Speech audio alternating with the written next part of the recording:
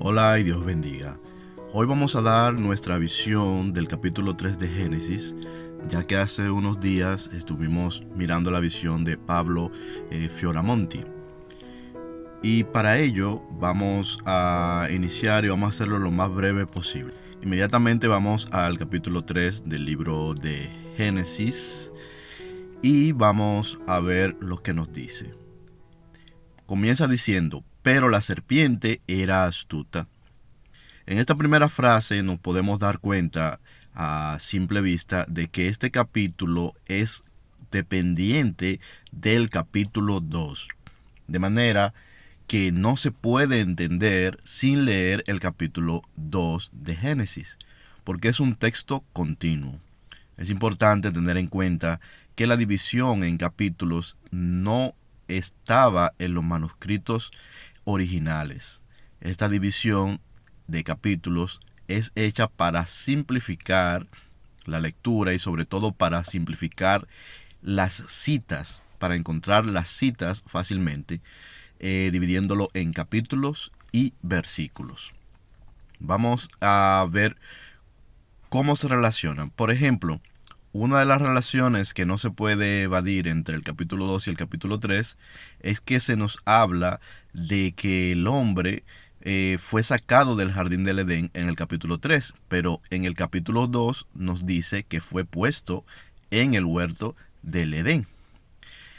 También, es decir, esto es una relación de causa y efecto. Primero nos dice en el capítulo 2 que allí fue puesto y en el capítulo 3 nos dice que fue expulsado.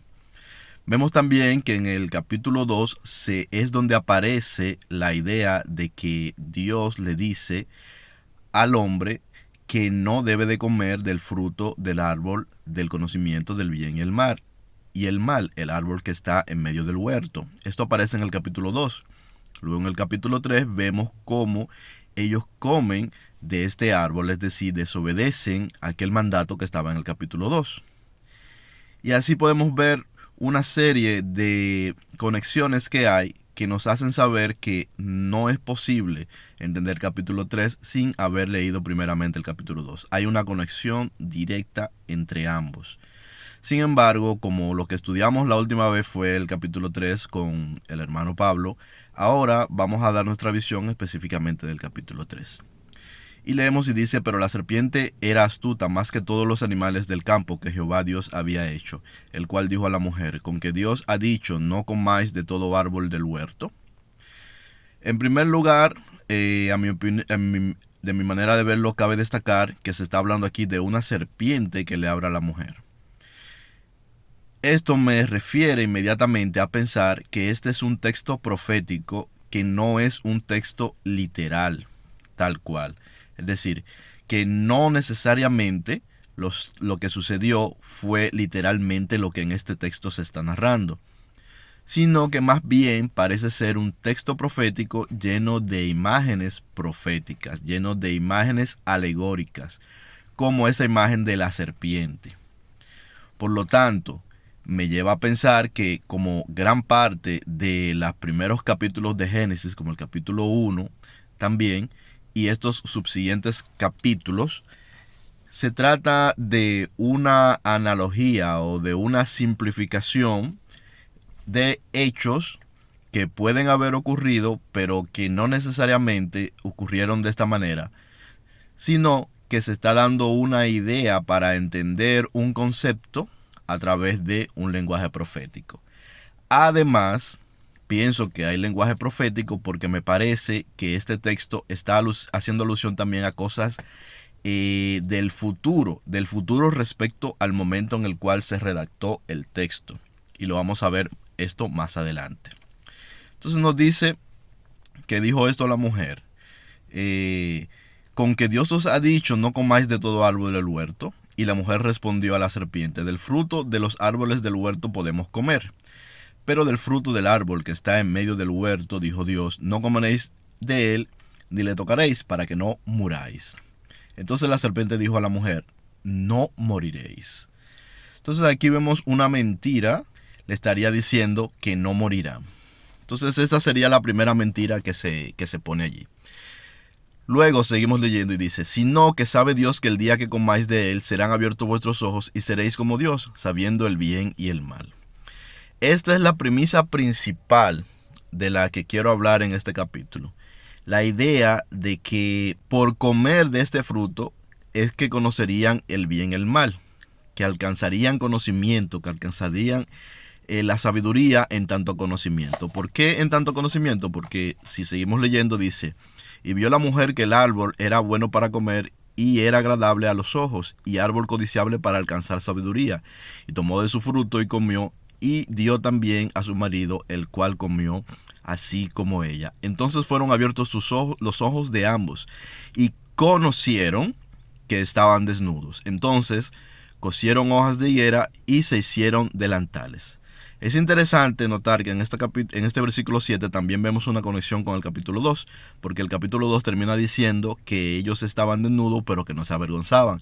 Y aquí entonces vemos la conexión en el versículo 7 del capítulo 3, donde nos dice que efectivamente, desde luego que comieron, conocieron que estaban desnudos, entonces se cosieron hojas de higuera y se hicieron delantales. Es decir, que hay una directa relación en la narración. No tiene sentido una narración sin la otra. Pero lo que quiero destacar es el asunto del conocimiento. ¿Qué es lo que se interpreta normalmente con esto? Que esta pareja que se encuentra en esta narración no sabía qué era lo malo y no lo distinguía de lo bueno. Es decir, no tenía el conocimiento del bien y el mal. Pero esto no guarda mucho sentido. ¿Por qué?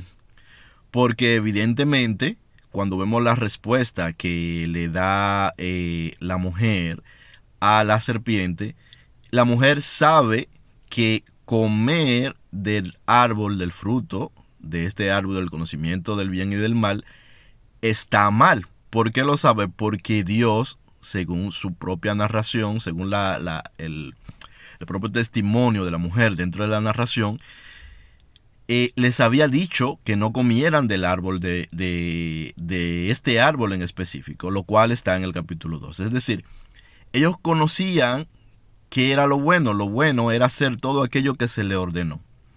¿Qué era lo que se le ordenó? Que sojuzgaran la tierra.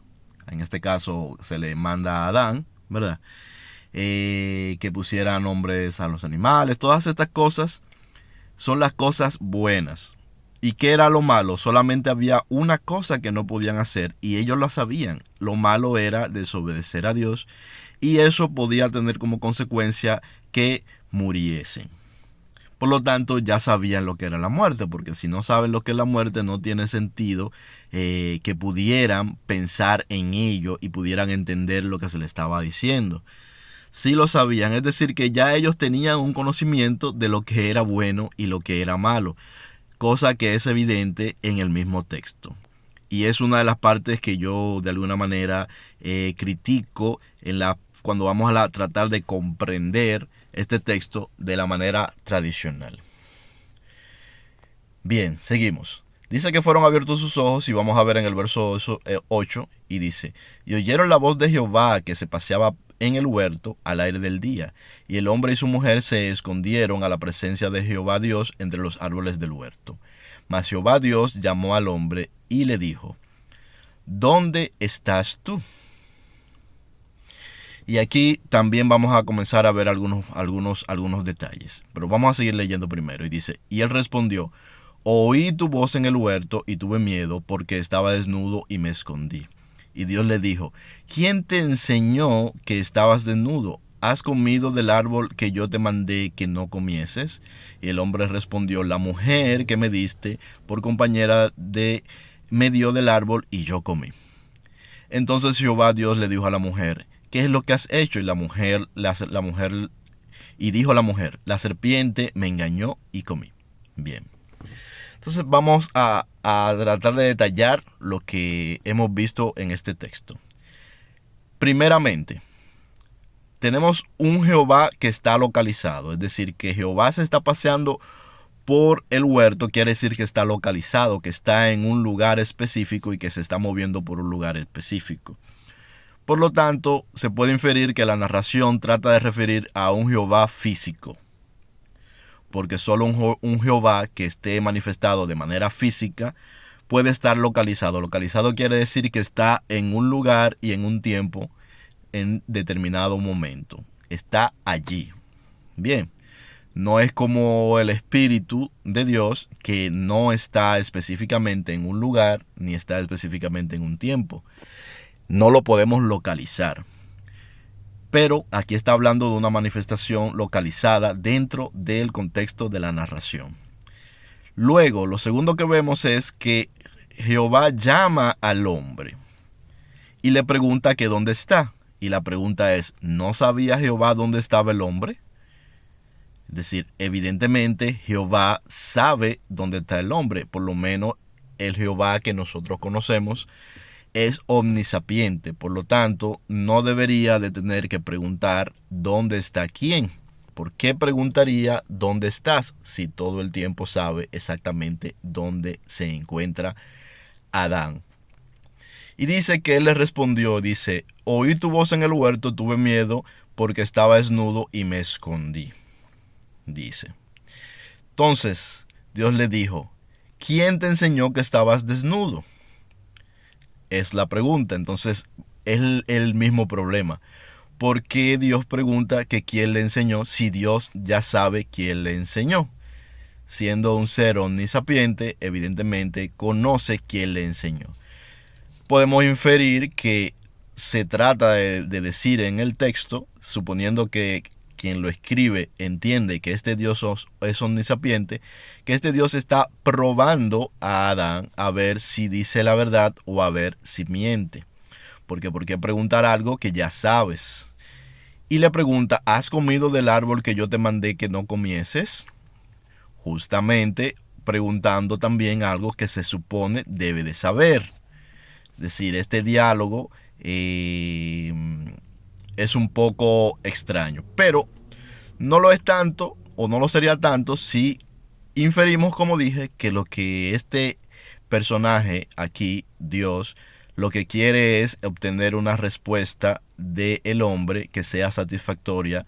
Si lo que quiere es medir al hombre, si dice la verdad, si no dice la verdad, o si lo que quiere es hacer consciente al hombre de lo que ha hecho. También esa es otra posibilidad, porque a veces con preguntas se puede hacer que alguien se haga consciente de lo que ha hecho o de lo que piensa, aunque el que hace la pregunta sepa la respuesta.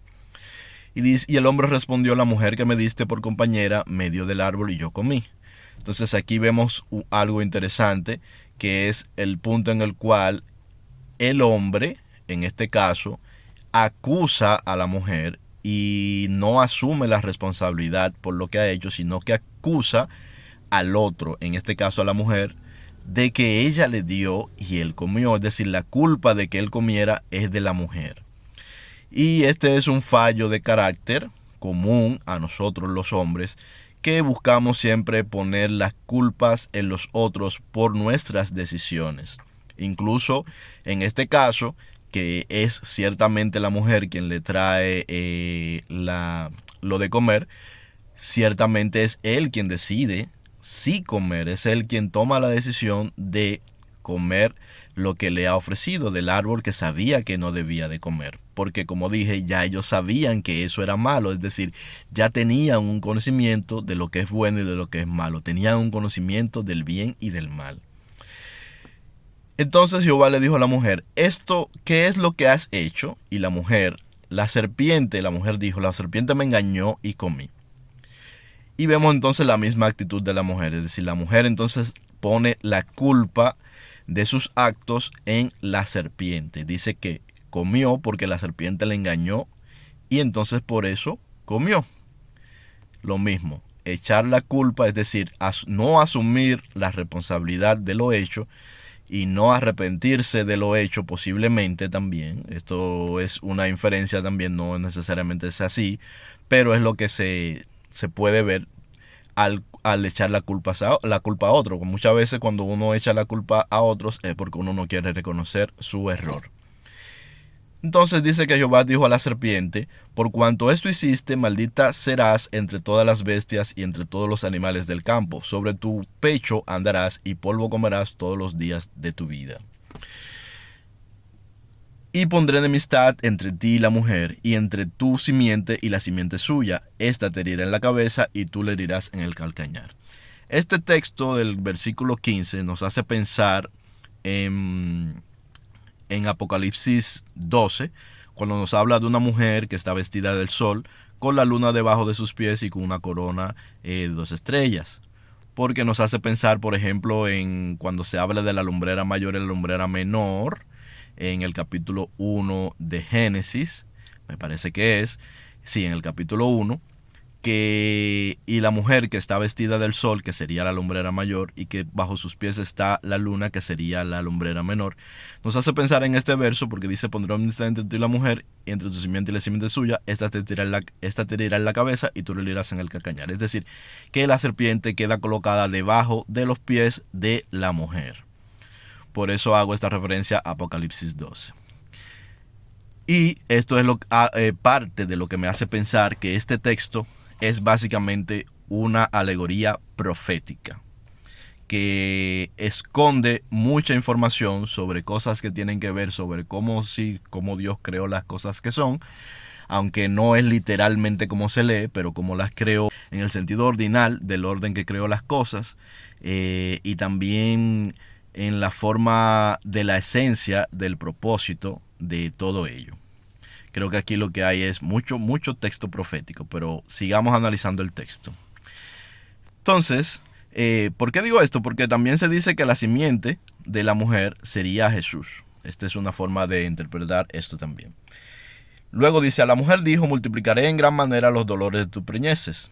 Con dolor darás a luz a tus hijos, y tu deseo será para tu marido, y él se enseñoreará de ti. Esto, a mi entender, son maldiciones. También la que le dice al hombre, dice: y al hombre dijo: por cuanto obedeciste la voz de tu mujer y comiste el árbol del que te mandé diciendo: no comerás de él, maldita será la tierra por tu causa. Con dolor comerás de ella todos los días de tu vida. Espinos y cardos te producirá, y comerás plantas del campo. Con el sudor de tu rostro comerás el pan hasta que vuelvas a la tierra, porque de ella fuiste tomado, pues polvo eres y al polvo volverás. Entonces, luego nos narra cómo le creó las túnicas, y luego nos narra también que fueron sacados, dice en el 23, y sacó Jehová del huerto del Edén para que labrase la tierra de la que fue tomado. Echó fuera al hombre, es decir, no es que se salió, sino que lo echó fuera, y puso al oriente al huerto del Edén querubines y una espada encendida que se revolvía por todos lados para guardar el camino del árbol de la vida. Porque dice que no debía de comer del árbol de la vida para que no viviera para siempre. Estos son maldiciones. ¿Qué es una maldición? Una maldición es eso, maldecir, o sea, decir mal. Decretar mal, por ejemplo, en este caso, que sería lo que estaríamos viendo, eso es maldición. Pero sabemos que Dios no maldice, porque no puede salir de la misma boca maldición y bendición. No puede salir, como nos dice Santiago, agua dulce y agua amarga de la misma fuente. Por tanto, este texto tenemos que tomarlo con pinzas también, y esta parte del texto, y tratar de englobarlo en cuál es su propósito, tratar de encontrar cuál es su propósito, que, como digo, entiendo que todo este texto, desde Génesis 1, 2, 3, capítulo 4, todo esto es texto profético. Casi nada, por no decir que nada de este texto, desde mi punto de vista, refiere a cosas literales que ocurrieron tal cual. Sí entiendo que hubo un primer hombre y una primera mujer. Sí entiendo que la humanidad en un momento cayó en el pecado, es decir, desobedeció y pecó. Pero no creo que sea literal tal cual se narra aquí todo, sino que creo que esto es una historia simplificada con un propósito de enseñanza y profético, para que entendamos aspectos esenciales, para que entendamos por ejemplo, lo que tiene que ver con el plan de salvación, y para que esta historia se transmitiera fácilmente de generación en generación, porque esta historia, esta narración, se transmitía de manera oral. no comenzó como algo que estuvo escrito, sino que se transmitía de manera oral y tenía que ser, por lo tanto, una especie como de cuento, digamos, una especie como de fábula que fuera lo suficientemente atractiva y lo suficientemente bonita, que fuera, como han dicho muchos, un poema que pudiera ser transmitido de persona a persona y se conservara entre líneas de este texto el verdadero conocimiento que quiere transmitir, que no es, a mi entender, literal tal cual aquí aparece en estos capítulos. Entonces, esta es mi forma de verlo. Dios le bendiga mucho. Quedaría mucho por decir, quedaría mucho por analizar, porque tendríamos que analizar el capítulo 1, capítulo 2 para poder entender esto. Pero como este es el formato que ha sido elegido y no directamente al capítulo 3, entonces así lo hemos hecho. En otra ocasión, con más tiempo, tal vez lo hagamos de otra manera. Dios le bendiga mucho. Nos vemos en algún otro encuentro.